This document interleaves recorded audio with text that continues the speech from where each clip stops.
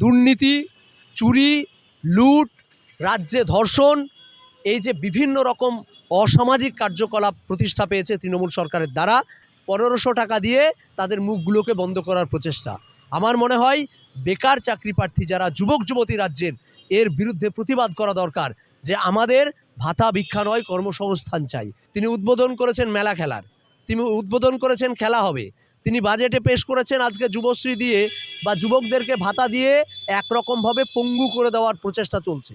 আন্দোলন করার ফলে আজকে শিক্ষক হয়েছে, কিন্তু এই চাকরি রাজ্য সরকার, যদি আপনারা ধর্মতলার দিকে লক্ষ্য করে দেখেন তাহলে দেখবেন এখনও কিন্তু 26,000 শিক্ষক যারা, তারা এখনও স্কুল যেতে পারেনি।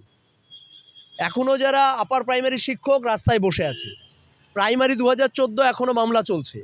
32,000 প্রাইমারি এখনও সুপ্রিম কোর্টে ঝুলে রয়েছে। শিক্ষকদের ভবিষ্যৎ অনিশ্চিত। ইতিমধ্যেই প্রাইমারি ইন্টারভিউ শুরু হয়েছে, তাতেও নিয়োগ অধরা।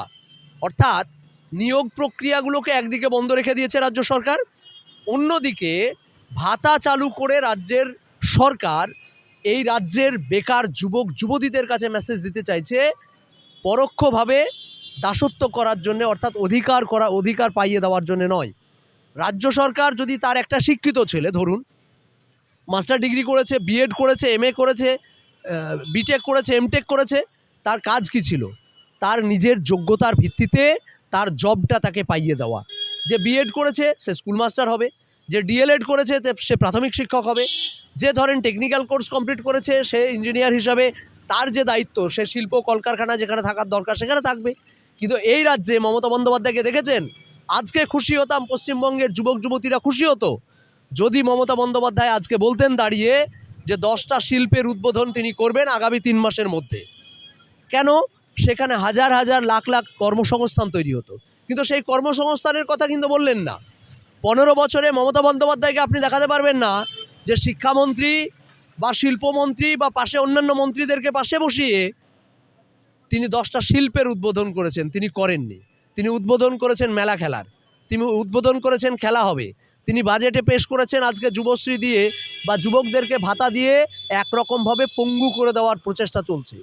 তাই আজকে যদি আমরা দেখি বিভিন্ন রাজ্যের দিকে, তাহলে কেন এই রাজ্যের চাকরি প্রার্থীরা লাইন দিচ্ছে বিহারে, লাইন দিচ্ছে ঝাড়খণ্ডে, লাইন দিচ্ছে উত্তরপ্রদেশে পরীক্ষা দেওয়ার জন্যে? কারণ এই রাজ্যে কর্মসংস্থানহীন।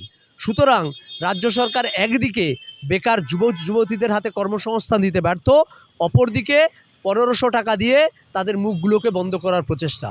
আমার মনে হয় বেকার চাকরি প্রার্থী যারা যুবক যুবতী রাজ্যের, এর বিরুদ্ধে প্রতিবাদ করা দরকার যে আমাদের ভাতা ভিক্ষা নয়, কর্মসংস্থান চাই।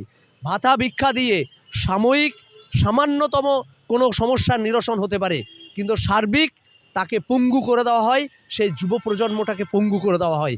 তাই এই কথা রাজ্য সরকারের কাছে আমরা বার্তা দিতে চাই যে এইভাবে পশ্চিমবঙ্গের যুবককে বা যুবকদের যারা আছে, যারা চাকরি প্রার্থী রয়েছে, যারা শিক্ষার্থী রয়েছে, যারা এই রাজ্যের ভবিষ্যৎ, সেই ভবিষ্যৎটাকে নষ্ট করে দেবেন না।